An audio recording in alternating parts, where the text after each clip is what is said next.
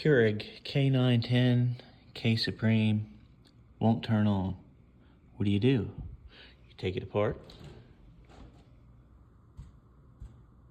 and you stick a paper clip in that little bitty hole. It's not just a hole, it's a reset button.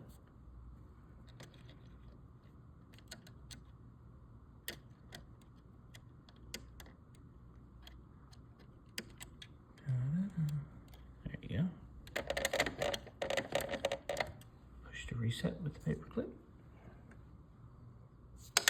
and you're good to go.